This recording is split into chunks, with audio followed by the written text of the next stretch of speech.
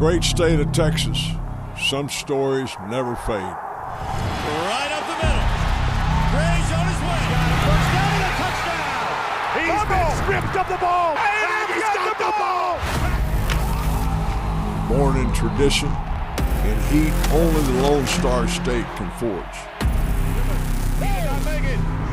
It's a burning desire for this state, for pride. Built on a standard, passed down, gifted, and written by generations. You're talking about blue collar versus everything handed to them. You're talking about starting from the bottom. You're talking about living at the top. You're talking about the underdog versus the expected. And from every corner of the country, players come to win. Together.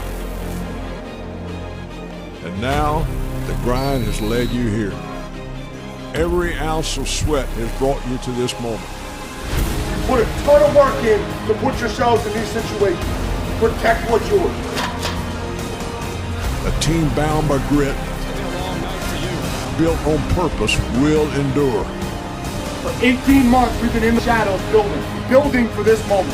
Spins away and stays on his feet. Mario's gone, baby. End zone. Cards. Touchdown. Got him, bubble. Aggie football. Steps up. Sacked at the 10. Stays on his feet. Dives. Touchdown. Marcel Reed. 60 minutes to paint this state maroon. Hey, today's the day we raise the standard. This is a new Texas A&M. Greatness that nobody has ever seen in this uniform. Let's leave it all on the field.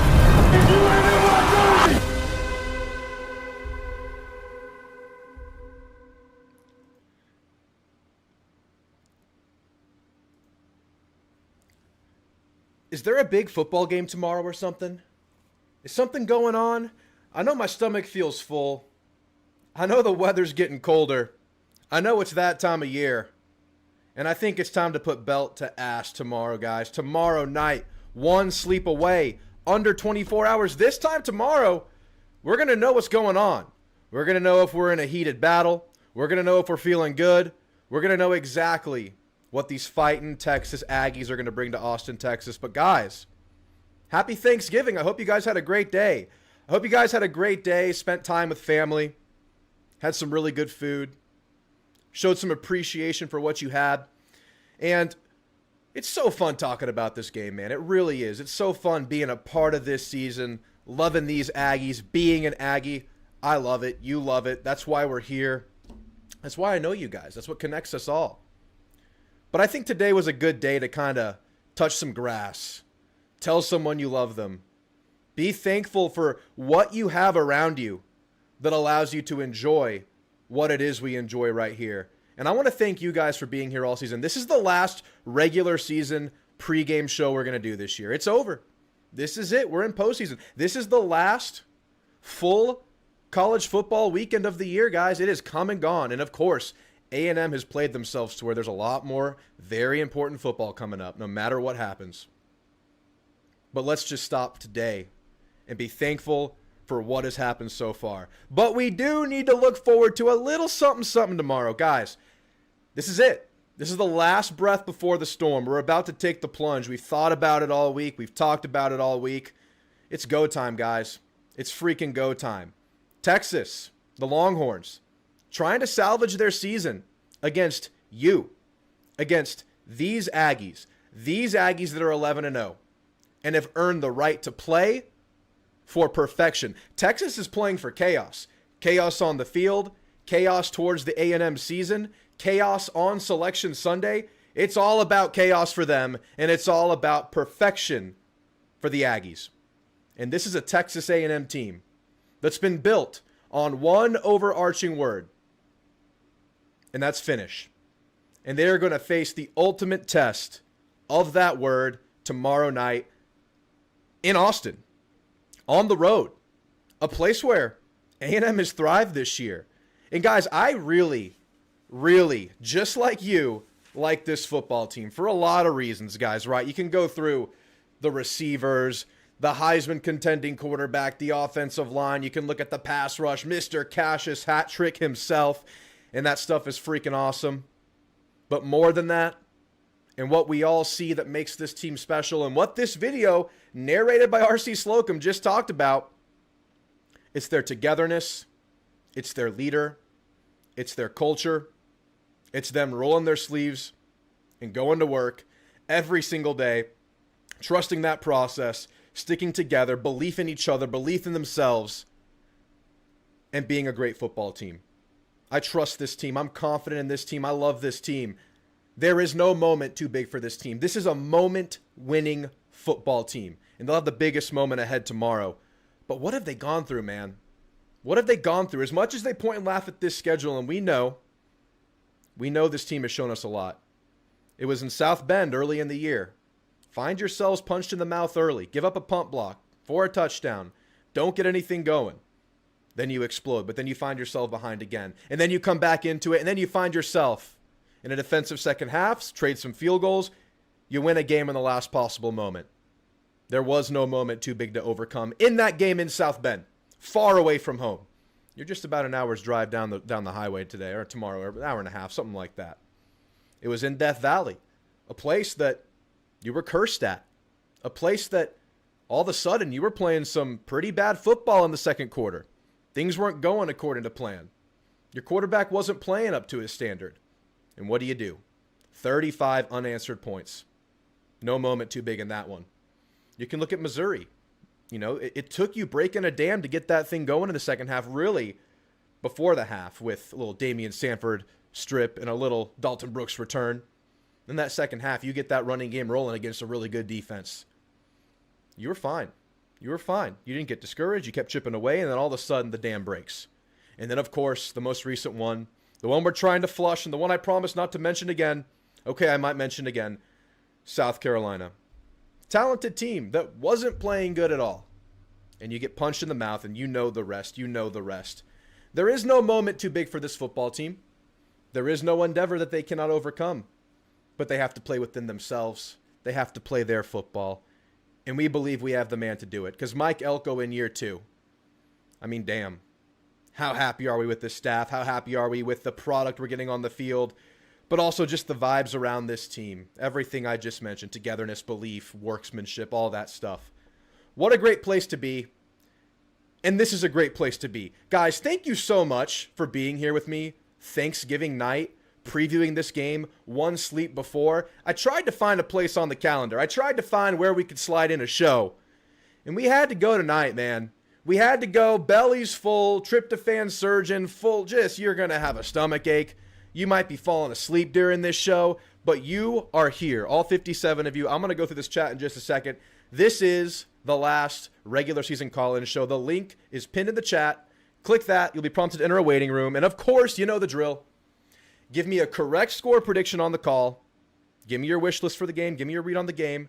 But if you get that score right, I will mail you a Marcel Reed card from the Notre Dame game, that moment where he won the game. And you'll be written on that board back there, immortalized on this channel in the background of all of my shows, at least when I'm standing up. Like I will be during the watch party tomorrow. You'll be in the background, and we'll be here. This will be the configuration tomorrow. I'm going to be here. I'm kind of nervous for the watch party tomorrow, guys. I'll be right here, standing up, pacing around. It's the most emotional I will ever be on camera. And it's not because I'm fearful. It's not because I'm dreading the worst. It's a big-ass game, y'all. It's all on the line right here. It's all on the line right here. And we're going to be here tomorrow, guys. We'll be going live, doing the watch party. Guys, thanks so much for being here, getting that call-in link. And if you're not going to call in, drop it in chat. Give us your score prediction. Tell me something good you ate today. I want to hear about your Thanksgiving food. I think the best thing I had today, I had 2 Thanksgivings today. I had a family Thanksgiving, then I just had like a greater family Thanksgiving. Then I had just like an intimate, just like the immediate family Thanksgiving at the we went out and we did it together. I think at the going out one, the best thing I had to be the turkey leg. We had a turkey leg that was like marinated in duck fat and oil and spices. It was so freaking good. And then we go to the classic home cooking style later at night. And I think the best thing there was the handmade dinner rolls. They like made them from scratch and they were phenomenal. A little bit of butter, a little bit of turkey in there. Maybe just throw the mac and cheese in there. I mean, what the hell? Why not? It's Thanksgiving. Everyone's Thanksgiving plate just ends up being a pile of slop if you're doing it right. I mean, they're going to the same place. Just mix it together, put it in a sandwich, and call it a day. I want to hear from you. Let me know everything. Let's catch up with the chat, guys. 92 Texas Aggie, Asian Persuasion. Good to see you guys. Thomas Life in here. Jay Fuller says 41-24 Ags. Y'all know my score prediction. 38-28. Late score pushes them ahead 2 scores. A&M wins it by 10. Same score prediction as Joel Klatt. Joel Klatt copied me. I'm just kidding. Our videos drop virtually at the same time. Great minds, maybe. Joel Klatt believes in us. Matt Dickerson, 34-24. I like it, Matt. Oh, why am I not going? I wanted to do the watch party. I like doing this with you guys. It's what I live for. It's my favorite show to do on this channel is the watch parties. And I went to 2 away games this year, robbing this channel of watch parties. I wanted to do it right to close out this season. Oh, John Peroni, good to see you. Young Alpha Cobra. I'm going to back this chat up. I see a lot of familiar faces in here. Panthers fan 44. Hey, Drew, should be able to call in later. Yes. Love to hear from you, Panthers fan. I see a lot of you already in the waiting room, guys. I see Play to Win in there. Oh, man. What's the favorite pie? The best pie? Dude, it's got to be whipped cream with a small side of pumpkin pie. That's got to be the best for Thanksgiving, right?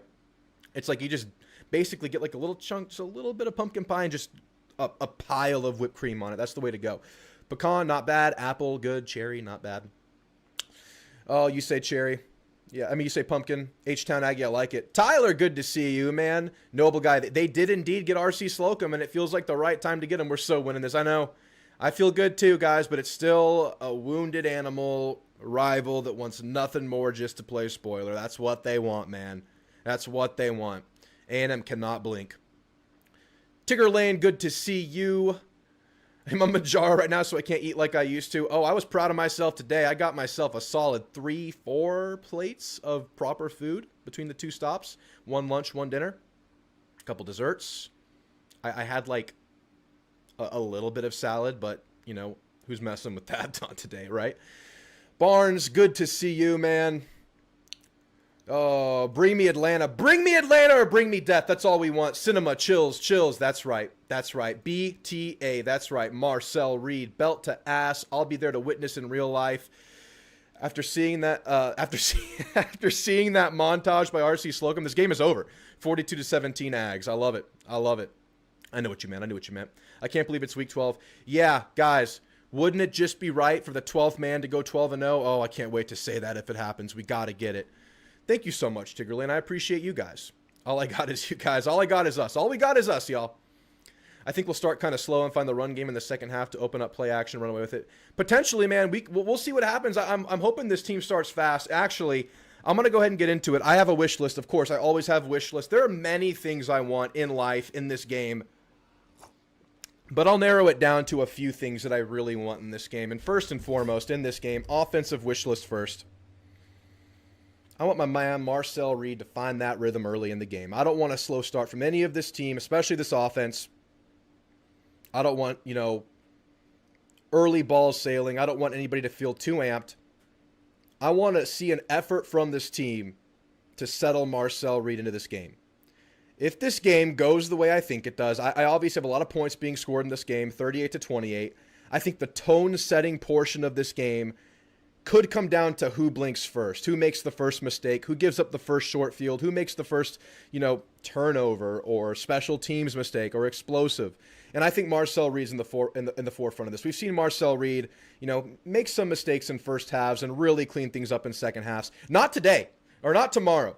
I want to see this team either use tempo, use the quick game, use RPO, get Marcel Reed running, find it early. And I know we're talking about a Heisman here, and I know this game plan doesn't really scream Heisman performance. But I think a clean game with a win is a Heisman performance. At least it's some sort of a check mark for Marcel Reed. And if you find it early, I think as the game goes on with what we've seen from Marcel late in games, in the critical moments in games, the thing can explode. So just kind of chip away, Marcel. Chip away early. Keep this team on track. Offense, Klein, they know this. They'll do this. And then let this thing explode in the second half like these Aggies always do. Second offensive wish list item. I want Maroon Goon excellence. I want them to go win a Joe Moore Award tomorrow because this is the spotlight game to do it. This is the national, everyone's watching. Your offensive line will be showcased today. And they're going up against a really good defensive front seven, one of the better running defenses in the conference. I know they've given up some stuff in recent weeks, but make no mistake, this is a formidable defensive line. Anthony Hill, we think, is playing. He might be clubbed up. This is a good front. And these Maroon Goons, man, they've been so good protecting Marcel Reed. They've been so good and just kind of becoming more and more comfortable with their blitz pickup, rarely losing assignments in pass pro. In the run game, there have been moments where they are not crisp. And of course, we'll keep pointing to it until we get past this game. South Carolina game, it was rough in the first half. Same conversation as Marcel Reed. Start early because we know what's coming in the second half. I don't want to bank on it. I'm not really banking on it. It just is what it is at this point. This team amps it up in the second half. Tommy Moffitt, adjustments, Klein, Elko. Just start fast, offensive line. You got, Brevard is like 340 pounds in there. Alex January, Canu. These guys are monsters. You got Simmons. You got Anthony Hill rushing the quarterback. Others, Ethan Burke out there. Let's be honest. It wasn't the Maroon Goons only. It was some tight ends and it was running back stuff too. But the optics of the way the game went down last year made your offensive line look bad. Whoever was at fault, when you get stuffed over and over again in short yard situations, that has to leave a sour taste in your mouth. Go out and get it from rep 1. Go out and get it, Maroon Goons. You have a Joe Moore on the line. Help your quarterback make an argument for this Heisman as well. Let's move to defense, and it starts with Arch Manning because that's what really makes their offense go. We've talked about it all week. You have to make him feel uncomfortable while also keeping him contained. So this will be on Cassius Howell. This will be on Marco Jones, TJ Searcy, Dayon Hayes to generate that pressure if you're talking 4, and it'll be on the guys in the middle to be very disciplined, and it'll be on Elko and these boys, Bateman, mainly Elko, building the right package. Pressure with discipline. Stay in your rushing lanes, because Arch Manning, we know, not necessarily looking to scramble and pick up yards with his legs, but to extend plays and help his receivers. So that's why you can't let him escape this pocket. If you're bringing pressure, he's going to step up. If you're getting around, you're getting some bend, he will step up. And then the guys in the middle, that's their job right there to keep that thing from squirting out. Be disciplined, bring the pressure. And what's really going to help with that is my second defensive wish list. And I'm being greedy, guys. I want everything. Win early downs. I mean, this team has done this. This is how they've gotten themselves as the best third down defensive team in the conference by a wide margin. They do win early downs. They just give up explosives. And that's another thing we could wish for. Don't give up the explosives. But I want us to win early downs so we can be who we are when we're at our best. But really, I'm bringing this up because I've said this in every video this week. Don't let this be the game where they find the run game, because that will help their short yards. That'll help their early downs. That'll help them stay away from this 3rd and long situation that A&M thrives in. Even 3rd and 6, A&M can thrive in, but really beyond that. We talked about it in the prediction video. Versus OU, they found a run game because OU is an overly, extremely aggressive defense. They ran duo, linebackers attacked, and they would bounce it outside. Arch Manning had a late zone read keep that went for, explosive yards. The stretch run worked against OU. They punished overly aggressive defenses. So in early downs, we talked about it all year. Discipline, gap lane, gap integrity, gap assignment. Stick to it. This is the important one, the ultimate one. Do it now, because this is not something that they're banking on. This is not something they really have. Don't let it happen. And then I'm going to give you one more defensive wish list. It's just something I've been watching, something you know about Sark, the deception, the switch releases, the bunch receivers. I love this A&M secondary. I think they have a chance to showcase what they are to the world tomorrow. But you got to beat Sark. You got to beat the switch release. You got to communicate and stick to your assignment really, really well this game. You have the veterans. You have the experience. You have the talent. Don't let Sark get you. Don't let these quick hitters get you, because these quick hitters might become their running game if the run is indeed stuffed like it has been oh so often recently for Texas. That might be where they go. And it's on the secondary to communicate, to handle motion, to handle funky looks, to handle deception. It's time to go and put it all together, guys. And overall, I always give my overall wish list. No bonus today, just the overall. And I'm not asking for much. I'm just asking for them to play their cleanest game of the year.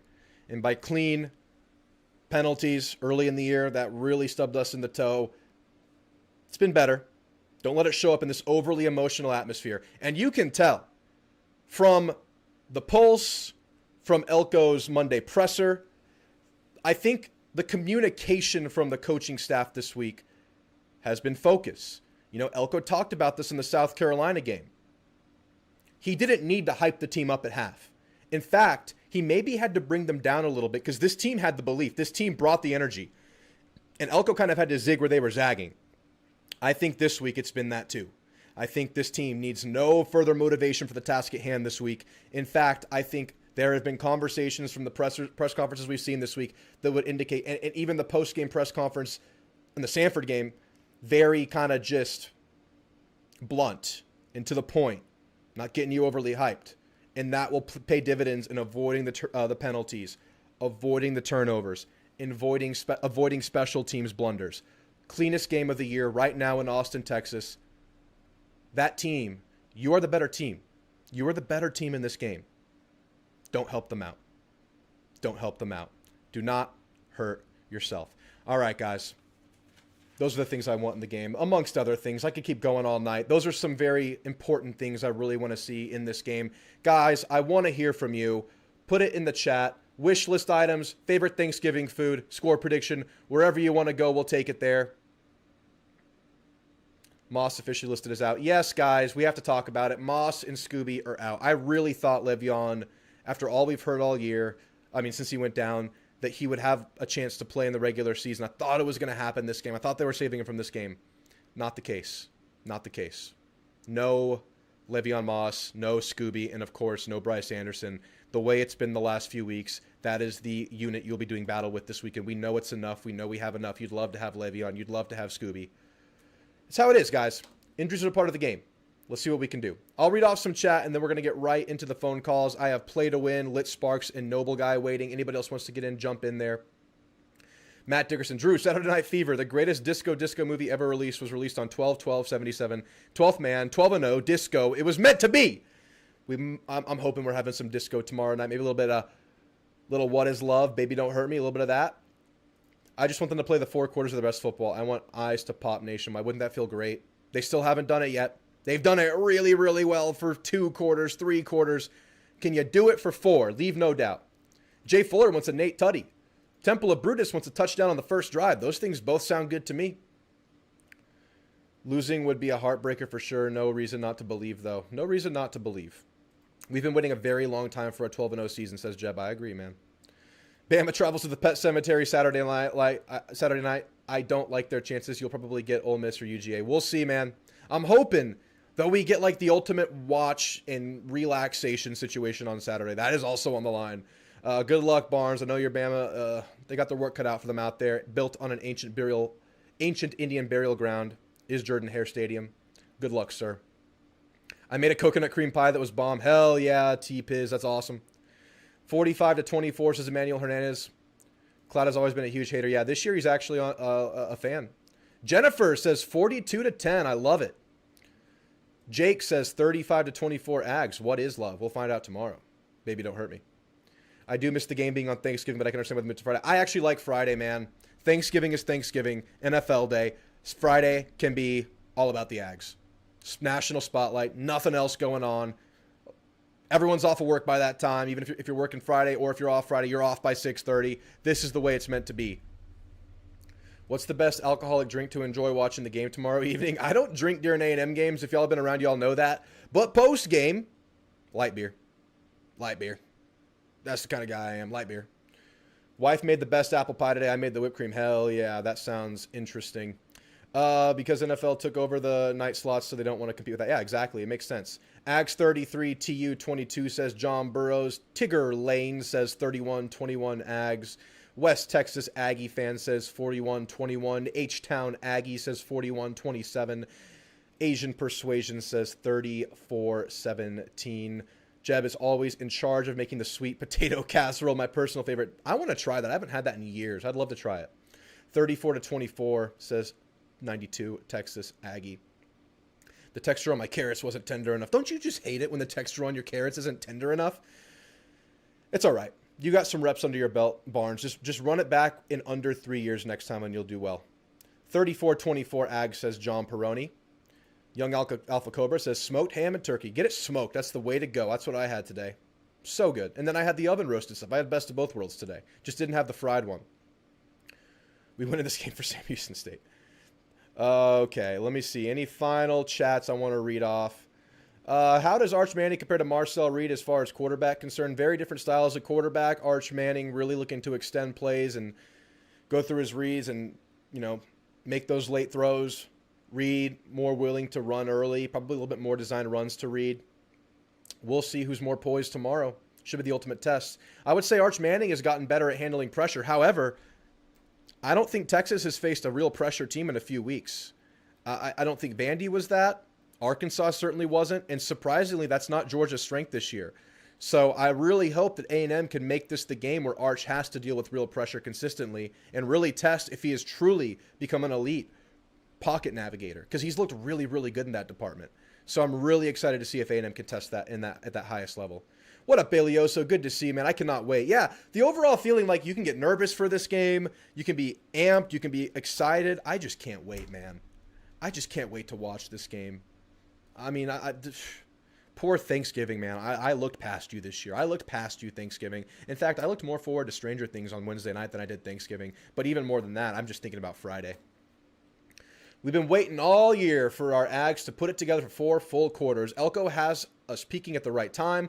42-17 Ags, 42-10, but they score a trash touchdown. We jump early. They lay down. Wouldn't that be great? Matt, my brother, Texas 38, A&M 28. What do you guys have to say about that? Go look at the Aggie Instagram, Aggie Twitter. They did a game preview. It's like a 2-minute montage of historical games versus Texas and the recent highlights. Just hyping you up for this game, like a game primer. Go check it out. I posted it or showed it at the beginning of the show. Y'all are on Instagram chopping it up. 38-28 says Noble. You're going 2 tutties. I'm going 2 scores, 10 points. You're going 2 tutties, Noble. I like it.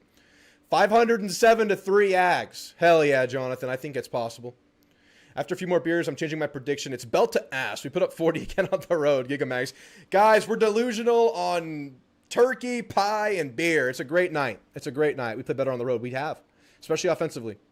Wishing for very few penalties. Absolutely. Our defense needs to get some damn turnovers. If we can just add the turnover to this defense, man. Oof. Oof.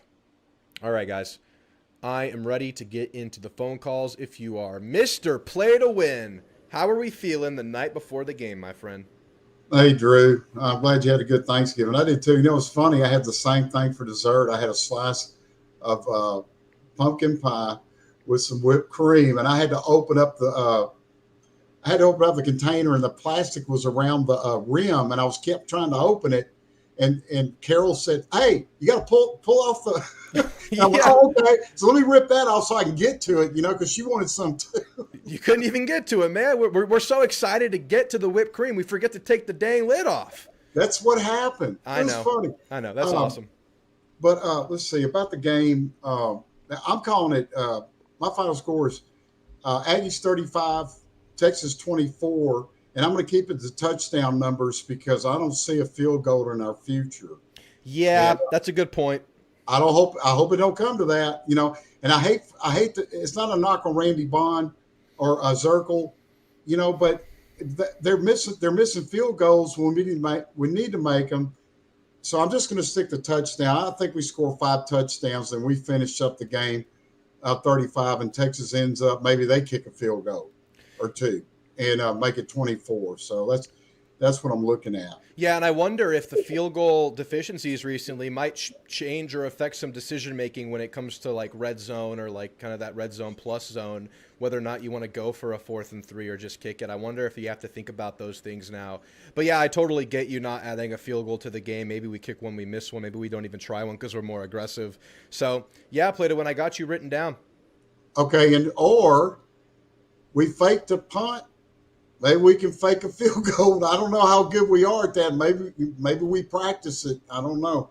Or it's been a practice, for weeks, and you just got to keep practicing every time out, doing your reps and during practice, and they might. It depends on the situation. Like if we need a touchdown, let's go for the touch. We might just go for a fake field goal. I don't know. But as far as our defense, I think we're pretty good at plugging the holes. They're weak on their rush. So I think we'll have a pretty good time slowing them down there and getting the Arch Manning and just, horizontal him. I mean, just eating turf all night be great. I think we can, with our edge rushers and maybe sending somebody up the middle, to force them out and then get our edge rusher, to tackle. And as far as that, our offense, we know what we got. We got weapons. We got a stable. We got wide receivers. We got tight ends, but we might burn them with our tight ends. We set up on an offense that makes it look like we're going to pass and put in Bethel Roman, XYZ receiver, Craver, Concepcion, and then put in our tailback, but to block and throw it to the tight end.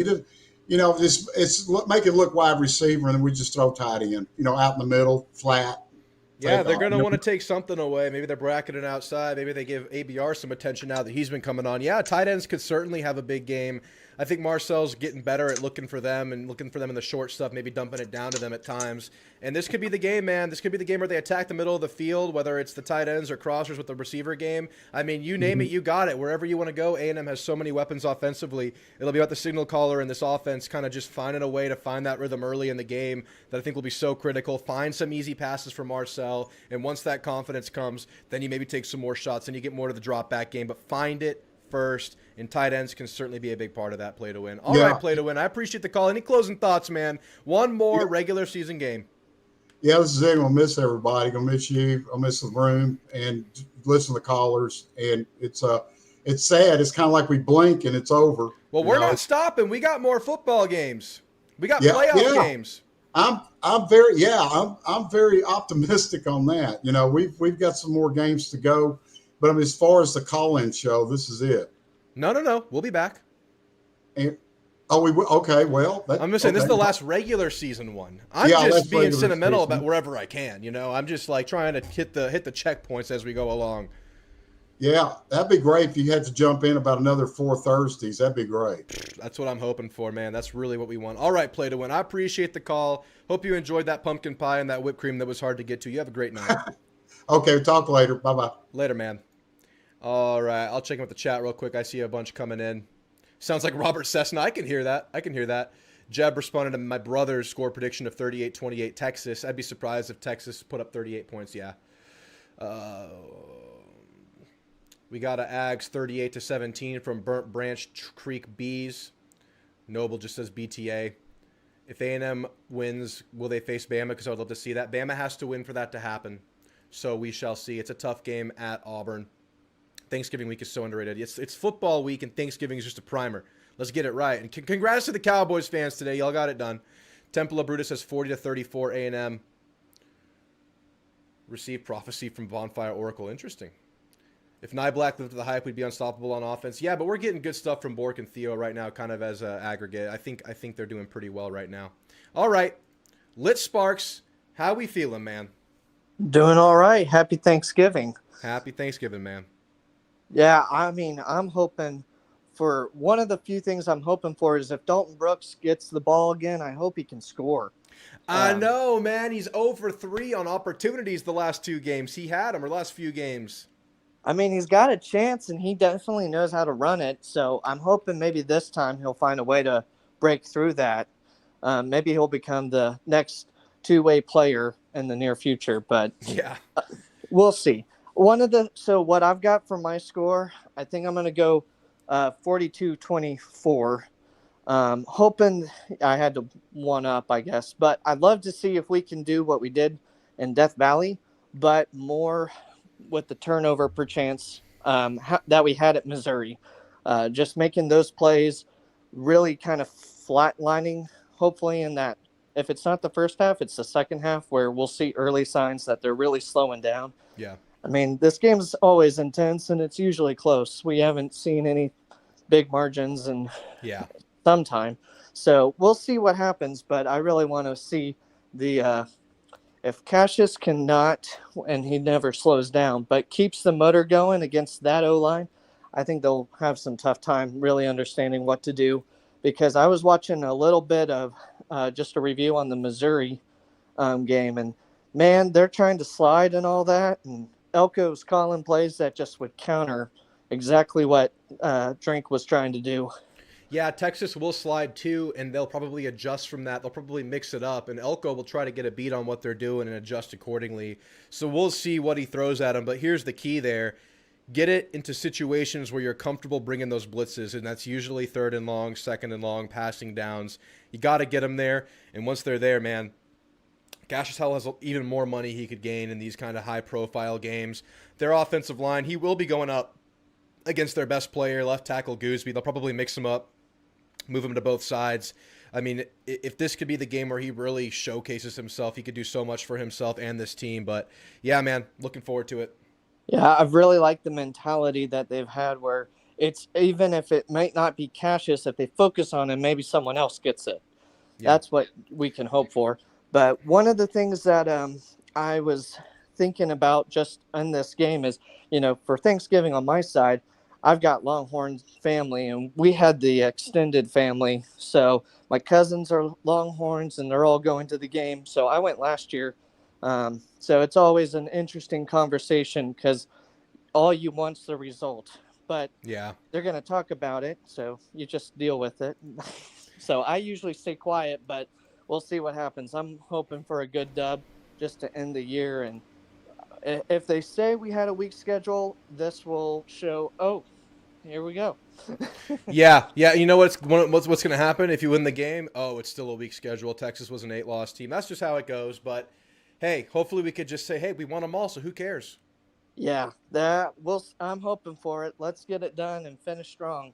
I guess on my side to just end for Thanksgiving, just thankful for the community you've gotten to build. It's been fun hearing these calls and getting to talk to other Aggies. It's been fun getting to talk to other folks from other fan bases. I hope they've been getting a hint of what the 12th man is and such like that. I mean, it's just fun hearing all the different talks back and forth, especially with you getting to see other shows and we get to see what they're thinking and saying. It's been a great year, and I'm excited just for how your channel's grown to be even bigger.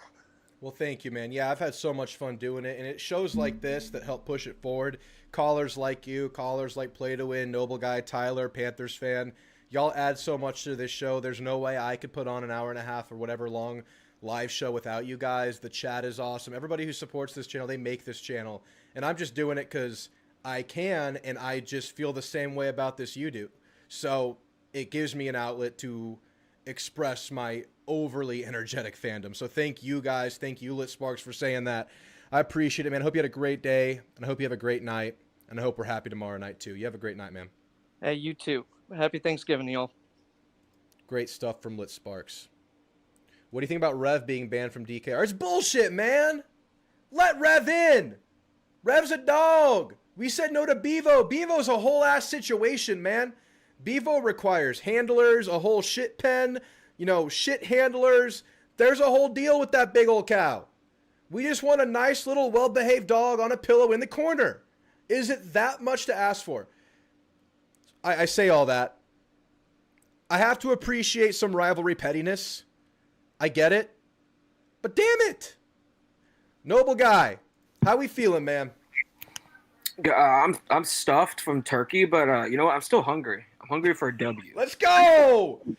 What a bar! What a bar! And you know what, Noble? I find it funny. We get stuffed with turkey. We stuff our turkeys, but really, we're the ones getting stuffed. When they say stuffing, that's us, not the turkey. There was something missing off the menu day. It was the 12th Aggie W, and we're gonna be looking for that for tomorrow. Let's get stuffed, man. Let's get stuffed tomorrow. Come on. Absolutely. I mean, I think it's crazy to think back to the beginning of the season. Like, I know there was signs of optimism. Some people, thought we were going 7-5 and 6-6, and other people who thought we'd. Quite frankly, I mean, even the optimists amongst us, including myself, thought 10-2. Could not have foreseen the situation we're playing into ourselves now. And the thing is, it's not over yet. We got one more left in front of us in the regular season, and then like Elko says, everything else is a championship trophy game from here on out. Yeah, and you know what? I'm calling this one too. I'm calling this a trophy game, man.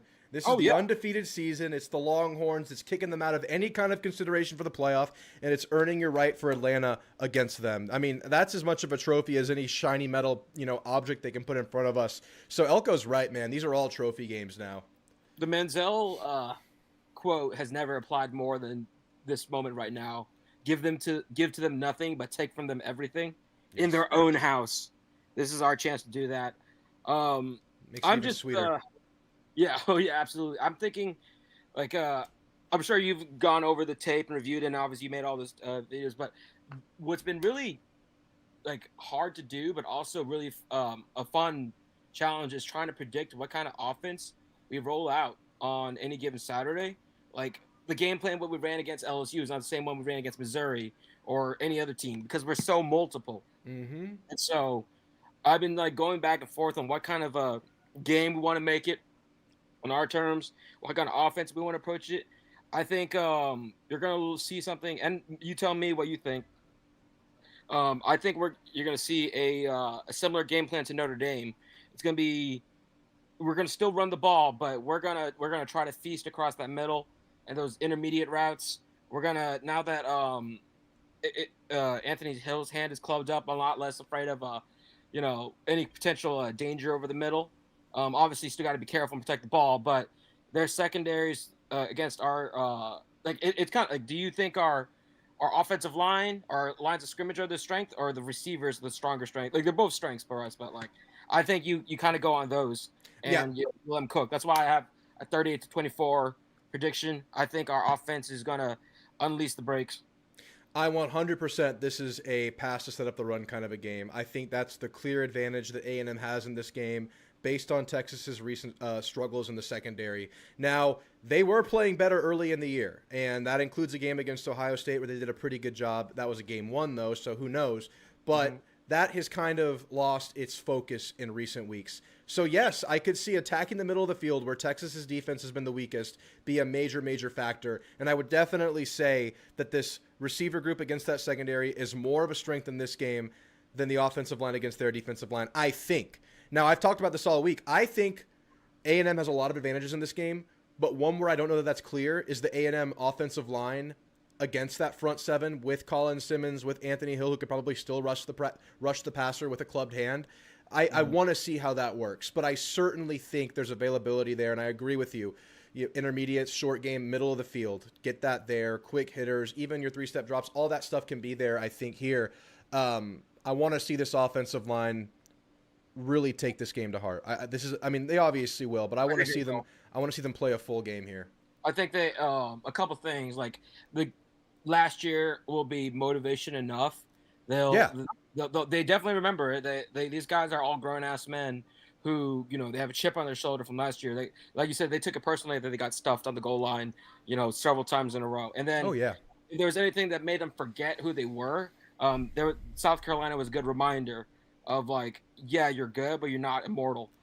We got punched in the mouth, and I think a lot of that was just due to the fact the O-line, they took the day off, and then from there it seemed like the rest of the team kind of slacked off. Now they obviously rose to the occasion, but we haven't seen I don't know how successful our run game is, but we need those guys to push and absolutely strain for every inch, every yard, so that way we can make gaps for their running backs.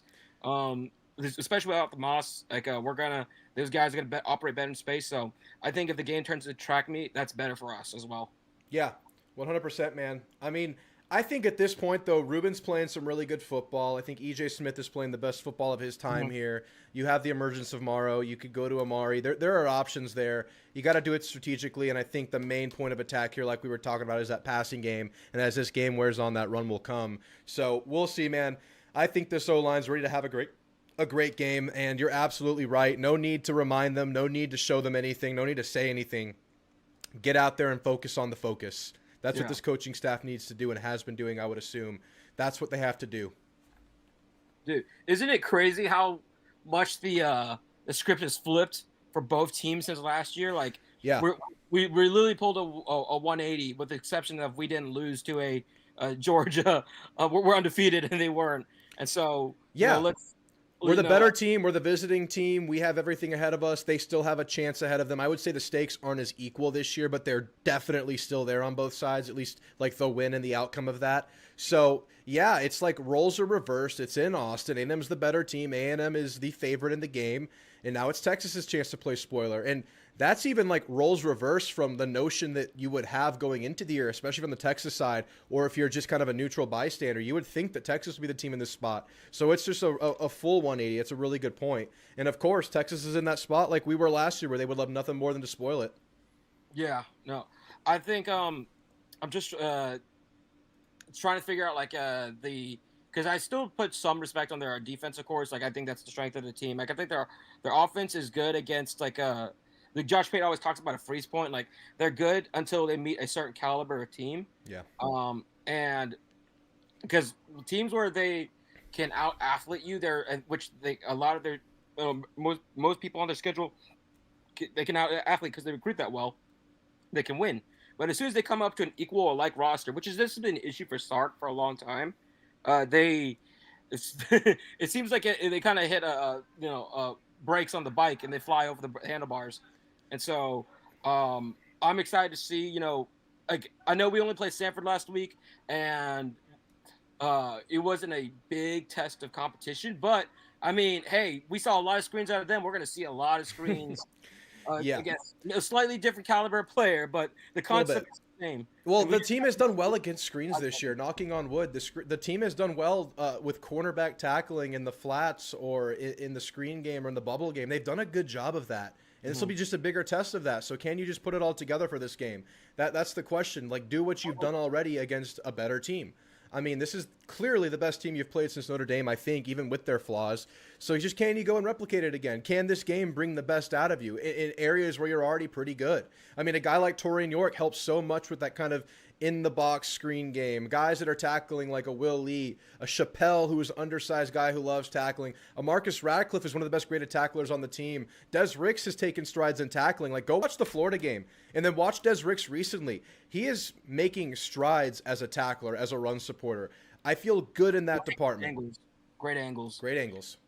And I love the attitude and the chippiness this team plays, particularly on the road. Like I remember like the little scuffle against the Notre Dame game. These guys don't back down from fight. They take the fight to them. The way that Cassius Howe was barking at that the LSU O-line, it's gonna be a long night, and I think we're gonna take the same attitude. Like Elko gets these guys fired up. Like we don't go in with like any sense of like trepidation or fear. We inspire fear, and these guys like it's something about like this offense. Like they love taking over stadiums. That's why I think like 38, like I think 35 plus points is pretty like is not an exaggeration. 24 points on defense, we'll see. But I mean, let me ask you this: how many sacks do you think we get out of the night? I got like 3.5 sacks. What do we think? I would be disappointed if it's under 2. I want at least 2 sacks because you can get it done with just pressure into bad passes. Yeah. I mean, you could do it. You could get it done by making him get rid of the ball. I mean, he's really smart with the ball. He will just throw it out of bounds. He'll just throw it away. So if you don't get the sack numbers, that's fine. But just invite that, right? And bring the pressure, make him hurry up, get rid of the accurate passes on the run, don't let him extend these plays. And I can live with a 2-sack game, but you have to affect him. Mm-hmm. I've been very pleasantly surprised by how good Marcus Ratcliffe has been playing in free safety. He's awesome. Because we do a lot of man-to-man. Like, I think we're going to do a mix of man and zone. They've done a really good job communicating the zones. But like, I don't think we're afraid to play man-to-man against anybody. Texas has a good set of receivers, but they're not the way they're playing. They're not, there's nothing to be like absolutely intimidate them. Like really our weakness against we have a prototype receiver that we're not very good against, and that's like the big lengthy guys, like the strong guys that can really get off of press coverage and really power through Willie. Yes. And so I know you asked this earlier in the week about the secondary. I think it's a combination of like the pass rushers getting home and then the secondary just not letting up, and we're gonna get hands on you. I can't wait to see like how we decide to attack that Texas, because this is another thing about the Texas A&M a team that's a little bit different. Like, we don't sit back on our heels and wait for you to make a mistake. We force you to make a mistake with the way we leverage like different angles of this the pass rush, and then you just know like our guys are locking it down, and they know they don't have to hold up for that long. Yeah, absolutely, man. That helps so much, especially if you're going man and you can get some pressure. I mean, yeah, man, you extend plays, that can be scary. I mean, he could even scramble against that. But if you can generate pressure, like I feel like they have a clear advantage over the offensive line over there. But we'll have to see, man. We'll see what they can manufacture. We'll see how many matchups we can win. They also struggle with drops, says Jeb. Yes, they do, but I am not banking on that this game. You know, Yeah. Though that has happened, I'm assuming this is a game where the Texas receivers will not drop a single football, and I'm operating on that mindset. I hope this team is too. But hey, if that comes, that's just a benefit. But yeah, man. I'm just thinking about their like because that Mizzou team, like thinking back on it, their defense is very respectable. Like their front, It's a good line, defense. yeah, and we held up very well. Like, I'm trying like I don't know if you heard, but like the Film Guy Network guy, he thinks that we should simplify our offense instead of like putting Marcel through these longer pass progressions. We'll just get the ball out quick and feed him via RPOs and whatnot to get our guys in space and then cut down on chances for turnovers. I was wondering, what do you think about that? Well, I certainly want to see that early. I think you can implement that. I think you Mm-hmm. can do the drop back stuff. I think our receivers are just so good at getting open, and the offensive line is good. It's all going to be about what kind of rhythm you can get Marcel into. So yeah, I'm so for like the RPO quick hitter screen, quarterback run, running game early, and then branching out as you establish that comfort level with the quarterback. Because I think, as I've talked about and as we've kind of learned about Marcel, rhythm shooter is how I'm kind of talking about him, right? Like he gets hot and then he can't miss. Then he gets cold and he will miss. He'll miss some shots. He'll get happy-footed. He'll lose his mechanics and he'll sail balls. He'll throw balls short. That's what happens. So I say I love that early on, but I wouldn't avoid the drop back just to say, hey, let's simplify the whole game. I would find the rhythm, then bring whatever you want to bring. Yeah, I agree with that. I think especially because like he has progressed, and we wouldn't have progressed to this point if we were just doing quick RPO style game. Like we're not the 2020 Alabama offense out here. But it's exciting to think about, how far this team has come and how dangerous we are all across the field. Think about I was listening to a couple Longhorn podcasts, and it's funny to talk about like, hey, so what do we got to do to stop A&M? And they're like, well, we got to stop their, KC. We got to stop Mario Craver. Oh yeah, don't forget about the tight ends. Oh, and it's like a leaky boat. Like there's a bunch of holes in it. Where are you going to plug up? Yeah, there's not enough fingers for the holes in the boat. Yeah. So, like, they need us to lose this game more than anything. And I think, if anything, all we do is learn how to win every passing week. It's trophy season now. I can't think of any other talking points right now. But just give me that score prediction, Noble. I'll get you out of here, man. That was a good call. 38-24. I think. Let's think about this. So I think 38 points on offense. I can easily foresee that. I think we'll get a field goal at the end of the half. But then for the most part, I really do think we're going to go for it on fourth down, depending on the spot and distance, of course. Tyler. Side notes: Tyler White's been playing better in the last few weeks. So if that's a needed part of the game, that's promising, because main thing is special teams. We do not lose. Like, I don't care if we win on special teams, we cannot lose. That means Correct. Not kicking my butt and not making the manageable field goals that I like that when we get with the distance. 24 points on offense, or giving up on defense. I think this is going to be the best version, quote unquote, we see of Texas offense. But the every time they go up against a better defense, let me put it that way, their points, the production just drops off a cliff. Like Georgia, obviously Ohio State's kind of another league, but even Florida, who's also a good defense, and then the other three schools. I mean, like Georgia's doesn't have a great pass rush this year, and they had at least 2 sacks I can think of. And then Vandy doesn't have any pass rush to speak of. They're a sound defense, but they don't have pass rush, and pass rush is what's going to get to these guys, and that's what we have. Let's get it done, man. Hey, I like the Tyler White notes, and I like the special team notes there. Niblet versus Concepcion. It's a big punt return game, and I wonder if both teams are going to refuse to punt to the given returners. And I wonder, we've seen Texas do this in recent weeks. They line up in the all-out block several times a game. They've been targeting it. They've been trying to get it, and A&M's given up 2 this year. And I think Texas might know to disregard that punt return because of what the strategy might be. So they might be bringing the heat on those. So it's going to be on Albert Regis, Radcliffe, Brooks, the 12th man, whoever's back there protecting. They kind of call man assignments. They kind of point things out, whatever they're doing pre-snap. We got to get that right. It's going to be a big game to win special teams and not mess it up. All right, Noble Guy. Appreciate the call, man. I guess we'll talk on the other side. Absolutely. I'll stay in, listen to everybody else, and then anything else I can always follow up later. All righty, man. Have a good night. Later. All right, good stuff from Noble. All right, we're going to take a quick 1-minute break here. We'll get right back into the calls. Tyler, J. Paul, Panthers fan, Cooper King. We got a lot more to go. Don't go anywhere.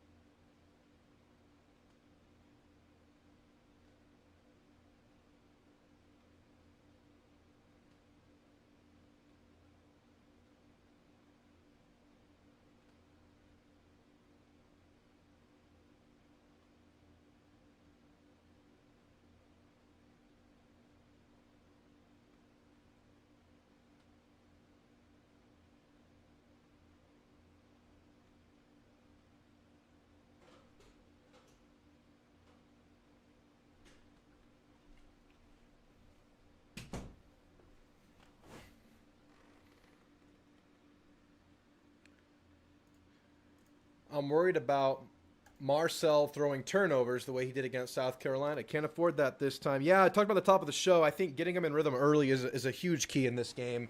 I think you really just need your quarterback to be sound, obviously. I mean, that is what kind of really escalated things in that South Carolina game. And I'm just operating under the opinion that South Carolina game was hopefully the best thing that could have happened to this team. You get punched in the mouth, you get faced with your own mortality, and you didn't have to lose to get it. So hopefully, Emory, lessons learned, coaching adjustments enacted, and they find a way to find that rhythm. Tyler, you're on. How we feeling, man? This is it, man. This is it. This is it. Happy Thanksgiving, bro. I'm going 35-24. Same as play to win, I think is what he said. Listen, dude, we got to tackle on the perimeter. We know they're those quick hitters, those screens. At some point, it could be the first play. It could be somewhere along the line of the first drive. There will be a fake, a screen pump, vertical. Trying to take a deep shot, trying to get us to bite. Oh, I fully expect that, Tyler. And they did it versus Arkansas, but in a game that is this amped and hyped like a true rivalry, they probably do that early, right? They try to play that hype and aggression into the play, and I think early in a game could be when that hits. And I'm sure A&M's coaching staff is looking out for it. But, yeah, you got to be ready for it. Oh, absolutely. I mean, this is Mike Elko we're talking about, right? Yes, sir. It's also what Sark does. Sark writes some of the best script in the game, but when that script runs out, he's not exactly the best game manager. So they may very well score on their first possession. That's all right. They may just come out hot. And listen, I don't expect this, but if we're down by 10 going into half, I'm not panicking. We're probably the best second half team in the country. What does Elko do? He plays it kind of vanilla, kind of feels you out, and then he puts the clamps down. So I really see that. I hope we don't play too overly aggressive, at least initially. Just like I was saying, feel it out, don't bite. And the pass rush lanes, especially in the interior, this is a big TO game because the interior of their offensive line is probably their weakest point. And Arch can roll out. He can scramble. He's a big guy. But if someone gets in his face from the middle, it's really difficult for him. So I'd really love to see, move Cassius Howell around, but give him a blitz from the middle. Just move guys up. Really looking forward to seeing that. Yeah, I can see it because sometimes on third downs, they'll bring in a Rylan Kennedy and they'll kind of have him in a stand-up role in the middle. And I could see Cassius Howell bringing in jumping into that role just to throw something different. Yeah, for sure. I like it. That'd be beautiful. Dude, max protect the punt. I cannot stress that. We've had, 2, maybe 3. No matter the number, we've had even more close calls of just really close punt blocks. And you watch the Texas-Arkansas game, they damn near, I don't know if they did it, but every single time Arkansas was punting, it seemed like that guy was right in his face. He almost blocked the damn punt. So max protect, punt, do what you got to do, and kick the friggin' ball out of bounds. if it's not out of bounds, just try to cough it, pin, as close to out of bounds. Do not kick it to nibble it. I still can't believe Jeff Lebby allowed a kick or did not stress to his punter to keep it away from the guy that basically won the Oklahoma game. That's huge for us. I think both punters on both sides of the ball would be wise to not kick it to our return man, because these guys are electric, bro. Yes, sir. And we've seen how teams have handled that with Casey Concepcion. And even if it's like a short dribbler that they're trying to just disallow a return on, I mean, a guy like Casey is so good, he can make lemonade with that. And I would expect the same from Niblet. So you got to do it right. You got to do it consistently. And I think with Texas kind of knowing the strategy that punters will enact against their return group, it'll just kind of incentivize them to bring even more of that punt block stuff, especially against a team like A&M who's given some stuff up there. So, yeah, it's a huge part of this game, man, on both sides of the football. For both teams, punting game is huge. For sure, for sure. We need to be intense, but not too emotional. I think Elko is perfect for that. I can't think of a better coach to be in this position. I'm also glad myself and none of us are playing, because I'm definitely, the emotions are there. And it's not just because of it's Texas. It's because of we got bigger fish to fry, bro. We've got Atlanta waiting for us. This is it's really a flip-flop from last year, right? Yeah, it's a good point, man. There's so much on the line. There are so many things to think about in this game outside of like what's just happening between the lines of the field. And you said that good thing I'm not out there. I'd be too amped. Yeah, Elko's the right guy to bring this team in. And in a game like this, in that kind of realm, it can go one of two ways. Like, you come out and you're machine-like. You understand what it takes to win these games. You understand how you must stick to assignment, play disciplined, sound football. Or you get too amped. You try to do too much. You let the flow of the game, the emotion of the game overtake you, and you make mistakes. But that's what this team is. It looks like it's poised to overcome that. But that is a factor we'll have to watch, especially early in this game. The tone-setting portion of this game is what kind of energy, what kind of personality this team kind of like takes in the early portion of this game. It's gonna all go into the tone setting portion of this game. It's so huge. It's a huge game, and I really see that machine like approach. But it's 18 to 22-year-old guys, so let's go out there and get it right. Let's get it right, dude. Anthony Hill, he's 50-50 right now. I have a feeling he'll be playing with a clubbed hand. How do you feel about he's still Anthony Hill, but how hard is it to wrap up, to grip, to bring down tacklers? Obviously to catch the ball, but to just wrapping up. What do you think about that? I don't know. I say we test it. I say we run that way. I say we put them in conflict. I say we run outside zone that way. I say we run zone read to that side. I say we run the receivers that way. I say we run bubble that way. I say we stress that part of the field and see what he's doing with that club. And, of course, that club's a punching tool. You got to hold on to the ball, but see if maybe a Mario Craver can step out of a tackle like he's known to do against bigger guys. See if a Casey Concepcion can. See if a Ruben Owens or even a tight end can. I mean, that's there to test. You have to find out. For sure. And speaking of tight ends, I'd love some Borkature moments in this game. It's unfortunate Moss will be out.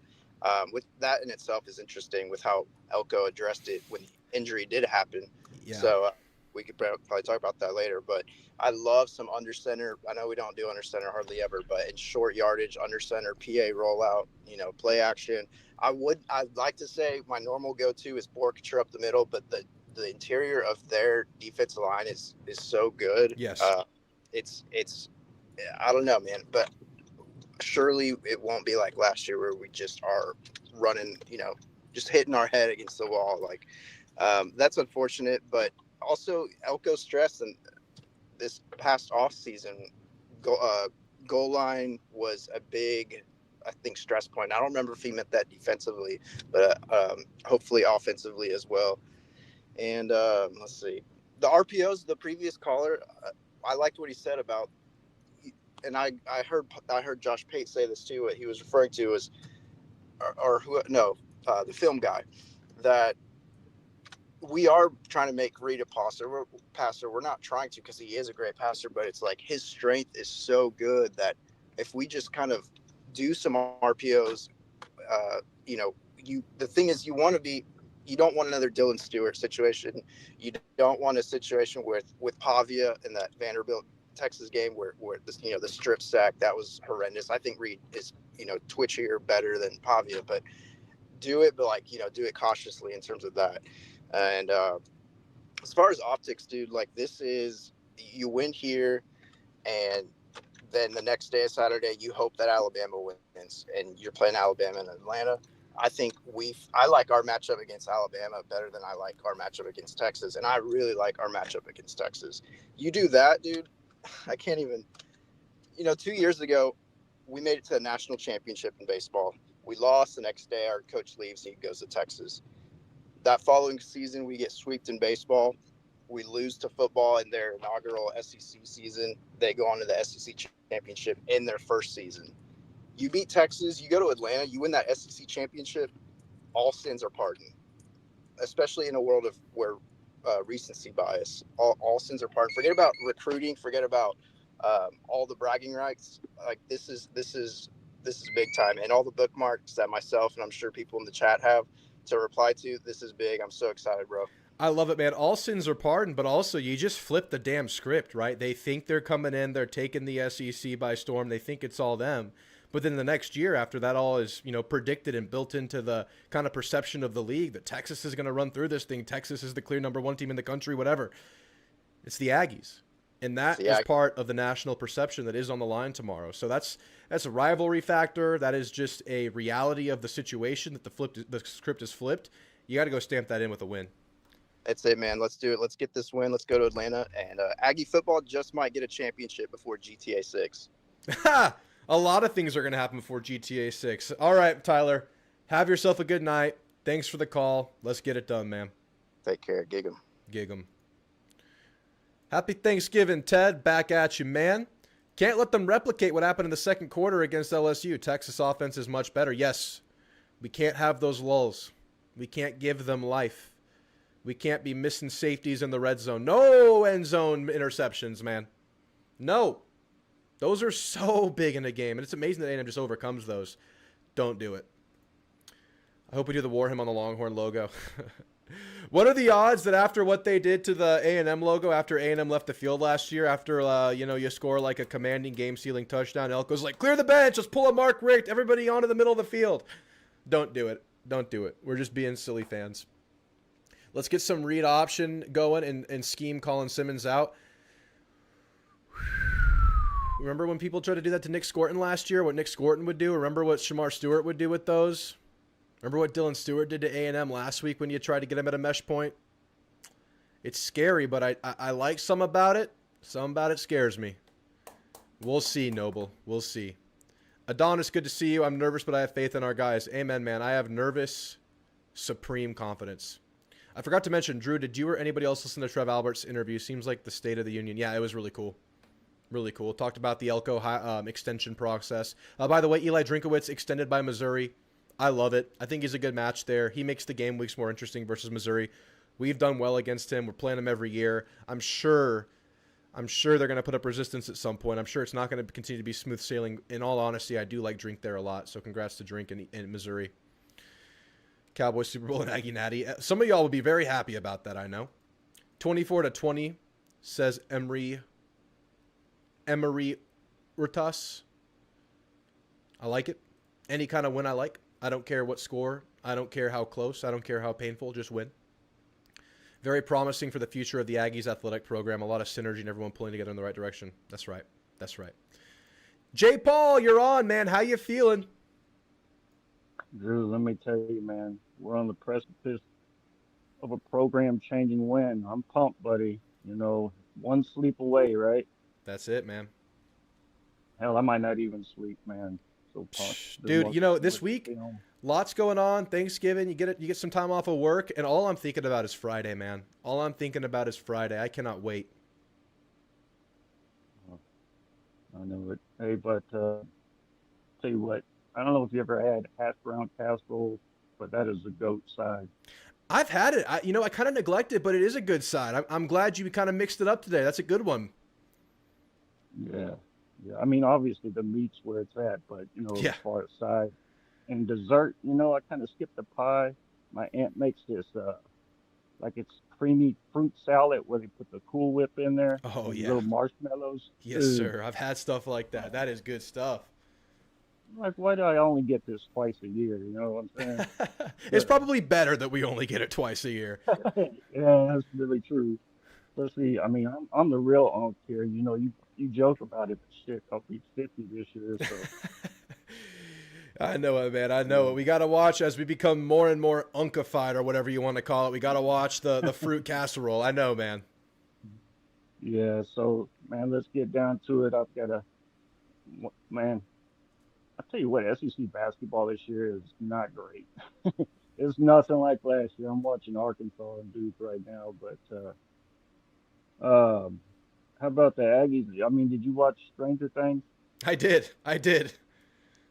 Yeah, that's pretty cool. I just saw in their I don't know who's running the social media for the Aggies, but man, they got it down. So they put like a leaving College Station in the Stranger Things theme. It's pretty cool. Did they really? I got to check that out. That's pretty cool. Yeah.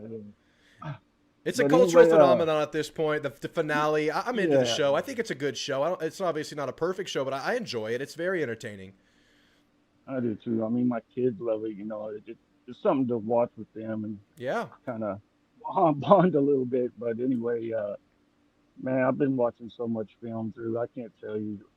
I really got a good feel for, well, you know, how the game should go. But let me ask you something, man. Obviously, you've seen every A&M game this year.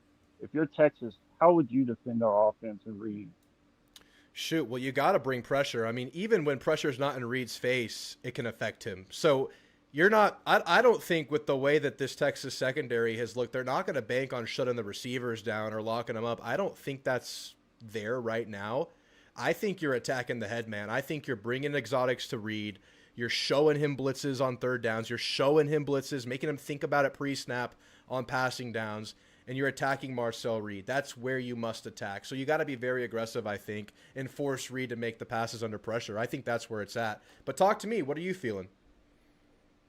See, thing is, though, Texas, I mean, at least their last 6 games that I watched, every game they're running zone. And obviously, you can't do that if you're going to bring pressure. So you're going to have some man, right? And that's where we can really get them, man. I know y'all were talking about. I mean, I don't watch those film guys and all that. I just try to rely on what I know. Those guys, people got to realize, anybody can watch what they want, but those guys are entertainers. You know what I'm saying? That's if you start panicking and try to change your complete offensive scheme, that's where you get in trouble for one game. So I think we just stick with what we've been doing all year. Um, like you said, I mean, I think everybody knows our tight ends could have a big game. I mean, Vandy and even Mississippi State lit them up over the middle. Taft, I don't know if that guy's all the way back yet, man, but I don't know. He looks he vulnerable, gets man. lost on this. Yep. Yes, he does. But what I really would like to see us do, it's kind of cold out here. Pretty much all year, Klein, he kind of pitches inside out, right? I mean, you know what that term means in baseball? Not really. I don't. So, say you're a power pitcher, you got a 98-mile-an-hour fastball, but you're starting guys out with your slow stuff first, right? And then you bring the later in the count instead of just relying on your power. Sure. But Reed Klein kind of does that. He likes to open the games up, getting a lot of throws in, and they're not little dinky ones either. Yeah. He tries to push the ball down the field, getting that max protect. But I really want to see us take their soul, man. I think we can pull some guys with this, get our tight ends on the edge. I would just love to see us, pound it 4 or 5 yards until we break one in the first half. Yeah. But I mean, Klein just doesn't do that for whatever reason. He wants to run it in the second half. Throw in the first, run in the second half. But I would really like to see us get maybe 25 rushes in the first half. Yeah. I'm not against that, man. I like some outside runs. I think they're pretty formidable on the interior, but I like our offensive line. I'd be very interested to see how they attack the running game. I mean, how do you feel about this offensive line going up against that D line? Yeah, I mean their interior is really good. You can get some lanes, especially if you let those try to push those ends outside further. Yeah. I mean, it depends if Hill's playing. He's the ultimate eraser for Oh them. yeah. He can mess up. He can make up for mistakes. So we'll have to see if he play. I think they're what the other guy is missing the first half, right? Yes. The Yes. starting linebacker. Yeah. Ty Anthony Smith. Right, that's it, Anthony Smith. So yeah, I mean, I think we could definitely run. I mean, just and Texas is the opposite. I mean, I don't know why Sark he just completely abandons the run He does. after like his second quarter. I don't know why, but that would be real trouble for them if they're just going to drop back 45 times. I think we'd probably get like you said. I don't know have you looked at like the prop bets for this on stacks or anything? No, I haven't checked him out. I wonder what that's at. Yeah, I might have to go check it out. But one other thing, man, I don't want to see, and it's hard not to, right? But it looked like what happened last time. Reed says it's personal, and that was against South Carolina, right?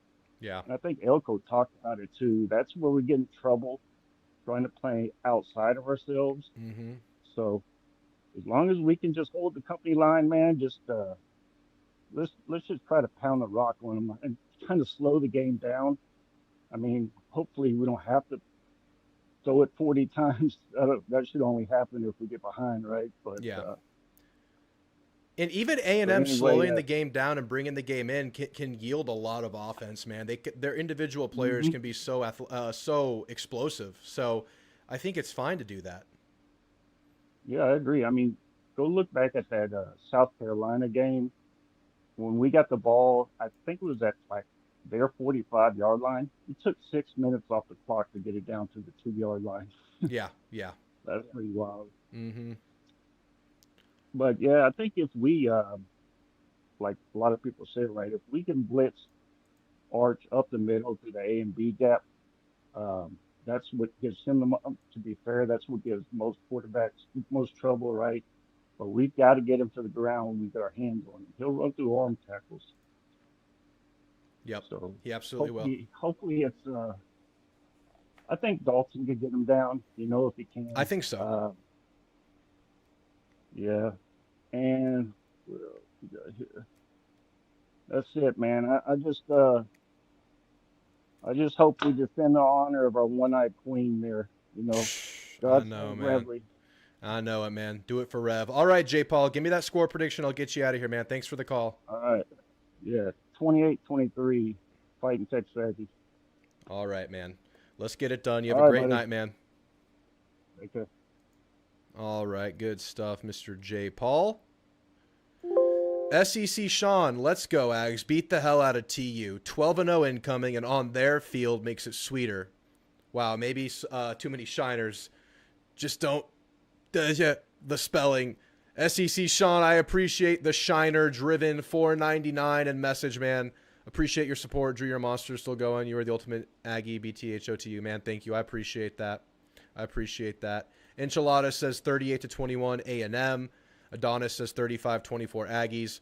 Craver game is due. I would love to see some Craver action, man. Feinbaum picked the Longhorns. Good. I'm glad they're not all picking us. Missouri defense is better except for sacks. And Missouri has a good pass rush. Yeah. Let's keep things moving. Panthers fan, talk to me, man. How we feeling? What's up? Happy Thanksgiving. Happy Thanksgiving, man. Yeah, I had a great time today with my family, and now I just keep thinking about this game. Most important position group I think is the offensive line, because not only will we see what happens this game, I think to see whether or not our offensive line will scale against an elite defensive line that Texas has, that's predictive. Like if our offensive line can scale against Texas, they'll be able to scale against Alabama and Ole Miss and Indiana and Ohio State, and that's how you win a national championship. It's just by scaling up your performance to your competition, meeting your competition, and that's what you have to do in this game. The offensive line has to keep the pocket clean for Reed, and they got to create some rushing lanes. We don't need to run for 350 yards to win this game, but we need to get a little bit of a ground game going because Marcel Reed needs to have that play action. That's where the offense kind of opens up. And we saw what happens. We had -9 rushing yards in the first half against South Carolina. We were down 27 points at halftime. There's a correlation there. We don't need to win on the ground. I don't really think we need to have 50 rushing attempts. Let's extend the game. Let's try to get more possessions to score more points. But just finding something on the ground where we can get like between 120 and 150 rushing yards just to keep Texas's defense honest, because Texas is in the 90s defending the pass. They're the 100s defending the explosive pass. Reed has found the deep ball in the last like 6 games. The deep ball has been there for Reed, where it just absolutely was not there at all in the first like 5, 6 games. Yeah. The last few games, the deep ball has been there. Get the deep ball going, get the intermediate stuff going, get the play action going. Let Reed have a Heisman moment and just win the game. That's how we're going to score points on offense. On defense, we don't need to completely stuff them. We don't need to hold them to 3 points to win the game. Our offense will find some points. But we need to just get them into as many third and longs as possible. Because I can just envision Texas having a bunch of sequences go like this. Short pass gets blown up because our defensive backs, our secondary is just so good at tackling in space. Tackling was a big issue under Jimbo. Complete 180 under Mike Elko. Tackling has been so good with Mike Elko at the helm. And we tackle well. A little short pass goes nowhere. They try to run, goes nowhere. I don't think Texas is going to be able to run the ball that much. And now you get 2 bad plays and Texas is in 3rd and 8. And Elko just dials up whatever crazy blitz package he wants, and Texas' offensive line won't be able to hold up. That's what we need to do on defense. You don't need to force 5 turnovers. You don't need to limit them to 1 yard a carry. You just need to get them into 3rd and long enough times where they don't score points. I love it, man. Yeah, I totally agree about the offensive line. That's what I've been pointing out all week. I think that's an area that's kind of a most, tight matchup across the entire team between the two teams. And yeah, man, you got to win those early downs. You got to continue tackling well in space. I would say tackling has come on over the course of the year. I think it, had some rough moments early on, but specifically lately, I think these corners are tackling really, really well. Ratcliffe's a great tackle. Brooks is getting better. Brooks has had some whiffs, but Brooks is obviously making progress. Yeah, man. If that's the script right there, you're getting them in 3rd and 7+. You are winning this game. You are absolutely winning this game. And I also agree with getting to around 120, 140 rushing yards to complement a passing attack that I think can have a lot of success against what Texas has shown in the secondary as of late. So, yeah, man, I agree with everything, Panthers fan. What's your score prediction? I think we're going to go 35-24. I think the script is going to be very similar to the LSU game where we won't be, I think it's going to take some time to get the rushing game going. We've seen that. We weren't able to get the rushing game going in the first half against South Carolina. We weren't able to get the rushing game going in the first half against Missouri. We weren't really able to get any rushing game going in the first half against LSU. But, the rushing game will be their second half. But I think first half, the rushing game will struggle, and by extension, the offense will kind of struggle. Texas might hit a deep shot. I can see Parker Livingstone getting a long 60-plus yard touchdown, beating Desirix deep. I can see that in the first half. But so we might be down like 17-14 at halftime, but I think that third quarter, we've been so good in the third quarter. That's going to continue. And, a couple of touchdowns. If we get the ball to get out of the locker room, I really hope we win the coin toss so we're able to get the ball coming out of the locker room. So we can just, start the third quarter with a touchdown, start piling it on, start suffocating this Texas team. That's how we've won games, just suffocating teams in the second half, being better conditioned in the second half, being more physical in the second half, and just executing better in the second half. I just want us to see us keep doing that. And if we just stay true to ourselves and play Texas A&M football, we will win the game because we are the better team. If I'm being greedy, man, I totally hear what you're saying. If I'm being greedy, what if this team comes out and does play full 2 quarters in the first half and they find themselves with like a 7 to 10 point lead at halftime? I mean, what if we flip that script and then we bring the second half? That's where I think we see the big leap from this team. But if it goes the way it's been going, yeah, I think a previous caller brought it up. I'm not discouraged if the team's down at halftime. We know what this team brings in the second half. It's just the nature of this team. So I agree with everything you're saying, Panthers fan. I love it all. I appreciate the call. Any closing thoughts, man? I am going to be staring at DJ Hicks and Tyler Onyedem. Texas's tackles are not bad. Texas's offensive line gets a lot of hate, and everyone's saying, oh, Cassius Howell's going to have a great game. I think Texas tackles are up to the task against Cassius now. I don't think Cassius Howell is going to be like completely taking over the game the way Right. he did when we played Mississippi State, where he just like was living in the backfield. You know, he had like 3 sacks, 2 pass breakups. He caused that Damian Sanford interception. Like, we're not going to have that kind of game like Cassius Howell did against Mississippi State. Where we're going to get pressure is just interior push from Tyler Onyedem and DJ Hicks. And Onyedem and Hicks, they're going to be important in stopping the run. Those two guys got to stop the run. They got to plug the holes. But also, they got to get some push. They got to get to Arch Manning, force him to roll out, force Arch Manning to win this game, because Arch Manning hasn't really been in a position where he's had to just win the game, really. Or well, he has been in a position where he has to win the game, but he hasn't really done it that much this year. And I don't think Arch is a bad quarterback, but he's at a point where if we just force Arch to win the game and Arch has to make the tight window throws off his back foot on a rollout, I think we're in a good spot if we're in that place, because that's where we can get some incomplete passes. Yeah. And incomplete passes turn into 3rd and longs, and that's where we're going to win. Love it, man. I appreciate the call, Panthers fan. We'll talk on the other side. You have a great night, man. Thanks, you too. Yeah, I do think Arch is good enough to carry an offense forward, but is he good enough when he's constantly under pressure? Is he good enough when he's being flushed out and chased down and put on a clock? That's the question, because that's not what Arkansas or Georgia were doing consistently against him. A&M can, and of course Texas will play around that. Texas will get quick hitters going. Texas will try to get him out of the pocket. Let's make him really uncomfortable. That's a big key here. I don't care about the sack numbers too much. Make him uncomfortable. Let's move things right along. Jarrett, you're on. How you feeling, man?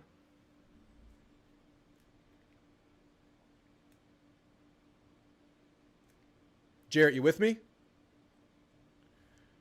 All right, Jarrett, if you're listening on the stream, let's switch you over to start listening on the app for StreamYard. I'm going to try your call in a second. So maybe once you get to this point in the video, you can go back and just turn the stream audio off and go straight to StreamYard. I tried to get you on, and I think you were maybe a few seconds behind. I'll try in a second. No worries. Let's see. Let's read a couple chats off. What do you think about the complaints surrounding A&M strength of schedule when TU lost the same 3-8 Florida team we beat? Oh, man. It's like the main talking point from, like, the mouth breathers, right? Like, if you're a well-read Texas fan, you're not really just pointing at that because you know A&M's gotten it done against some really good defenses. A&M's got it done on the road. The SEC, no matter what level of team you are, there is talent and pitfalls everywhere in the conference, and to go through it unscathed, there's a big feather in the cap. What I say to the mouth breathers is, when they say A&M didn't play anybody, all I say is, we played Florida. That's all I say. We played Florida. That's about it. I expect an LSU type of game, long day for Arch. If it's that kind of a day, it's a great day for the Ags, man. Jay Fuller. Texas defense is 107th against the pass. My sleeper is Bethel. Roman goes for 150. Yeah, man. I mean, how do you stop all three plus the tight ends? All right. Jarrett, you're on with Drew. How we feeling, man? Hey, you got me? Yeah, I got you loud and clear. Yeah, sorry about that. No worries. Man. Hey, Happens. man, I feel the most comfortable I think I felt all season about this game. I don't know what it is, but I think we're going to cover easily. I actually think the over is going to hit. I think the over is at like, last time I checked, it was like 50 and a half. It might have ticked up to like 52 and a half. Yeah, when I checked, it was 51 and a half. I know someone was talking about props earlier. I think Reed goes for 3 passing touchdowns. I think this is going to be a passing game in general. Yeah. I feel pretty nervous about what's going to happen on the ground just with the strength of the lines. So yeah, I think it's going to be a perimeter game. I think we covered the 2.5. I think Concepcion, I think ABR gets a touchdown, maybe Borkshire as well. Yeah. I think they're going to try to put Reed on the ground. I know that they have got him in there a couple times, and unfortunately those have gotten called back. So hopefully this time, 3rd time's the charm, he doesn't get called back this time. But yeah, I think he'll account for 4 TDs. Maybe we'll get one on the ground and then a field goal. But Reed over 26.5 rushing. I think Texas under 113.5 rushing. Again, I'm not touching the line on Manning's passing yards. I think both quarterbacks go over. Yeah. Reed was at 225.5. I think his is ticked up now to like 235.5 or something, but I think Reed goes over. But yeah, I think we cover comfortably. I got us winning 38-30. I love it, man. Yeah, I agree. I think there are a lot of points in this game. I think the Texas offense can do some things against this defense. I think our defense can do enough to obviously win the game. And yeah, Reed's going to have a good one, man. And you talked about Reed getting on the ground a little bit this game. I think it's time. I think we saw the team just kind of understand they have it in the back pocket, but not utilize it heavily. But now when you're ready to go, you're in the trophy season, as Elko calls it. It's time to cut it loose. If you see it, and I think it will be there against this defense, they've shown vulnerability on the outside run, the zone read keeper. I think it could be there for Marcel, man. It's a good call. As long as we don't shoot ourselves on the foot with a holding call or anything, but yeah, I think it's trophy season. I think this is the game for it. I love it, Jarrett. All right, man. If that's it, we'll call it a call, man. Good stuff. Appreciate you chiming in. Gig 'em. Gig 'em. All right, good stuff from Jarrett. All right, that is going to conclude the call-in portion of the show. Y'all have anything you want to add to the show? Throw it into the chat. I'm going to read off the chat as long as I can right now. Any questions, any predictions, any thoughts on the game, anything you want to go, we'll take it there. Let's read off some chat with you guys. 21 hours till the Battle of Texas. I cannot wait, man. M.A. Sterling, good to hear from you, man. You know, Drew, for an institution that doesn't consider us their rival, we sure do spend a lot of time living in their collective head, rent-free. Well, tomorrow we shift that to rent to own. That's right. Let's shift it to ownership. Let's go, M.A. Sterling. Yeah, I know a lot of Texas fans like to say we don't really think of them as a rival. They're just a past man. The Twitter back and forth say otherwise. The bad blood says otherwise. And I think the game will say otherwise, too. I think there's true bad blood. I think them staying on the field and kicking the logo last year and just partying on that logo says it speaks otherwise, man. But you're right, M.A. Sterling. It shifts to rent to own tomorrow. I love it. Jay Fuller says South Carolina pass defense is top 50, and Reed diced him up like he ate his spinach. Very true. Very true. Done it against some good defenses this year, man. Auburn's a good defense. The offense was really good in the game, but didn't score points because of penalties. So don't do that. Missouri, good defense, obviously, as well. Cassius Howell has taken over the game. I'm speaking it into existence. I love it. I love it. No Lady Rev, no Benjamin Knox. Fine, be that way. So petty. Aggies 24, Capital City Cow Crew 23, and no closer than that. Gig 'em. Love it, man. DJ Hicks will get a sack trick. I'm speaking it into existence. We're so much better than them along the interior when it's our D-line versus their O-line. I love that matchup this game, man. Cassius Howell should be a Mortal Kombat fighter. Yeah, just the screw loose in the head barking at him. I love it. Thomas Life, I love A&M. I love A&M. I think y'all love A&M. I think we all love A&M. And we're going to love these Aggies tomorrow. No more in the chat. No more in the waiting room. It is time. One more sleep for the game of our lives, the opportunity of our lives to make it to Atlanta. 12-0 season on the line. You get to do it against Texas. It's time to quit talking, and it's time to whip the belt out and beat that ass. Let's go, guys. I'll be back tomorrow. I am going to go live for the Georgia Tech game. We're going to set the tone watching that one around 2:30. We'll jump on here, and then we'll bring it live for the Texas game. So y'all come here tomorrow for the watch party. We'll have a lot of fun tomorrow. We'll live and die with every rep together. We'll talk about things as they happen in real time tomorrow on the show. And hopefully it's a great night to remember to cap off this amazing 2025 season. Year 2 of Mike Elko. Guys, thanks so much for being here. Like, sub, shop RHOBACK for Christmas and use the discount code Drewtamu. Stuff like this that comes in maroon and white. Quarter zips that look like this. Great activewear, the ball caps. Please support the channel by trying to do that. You get 20% off. You can do a lot of Christmas shopping there. Really good stuff outside of just the A&M wear. Guys, thank you so much. I'm thankful for you guys. I'm thankful for the opportunity this team has made for themselves. I'm thankful for Mike Elko. So many things to be thankful today on Thanksgiving and tomorrow. It's going to be a Black Friday in Austin, Texas. Guys, until then, gig 'em.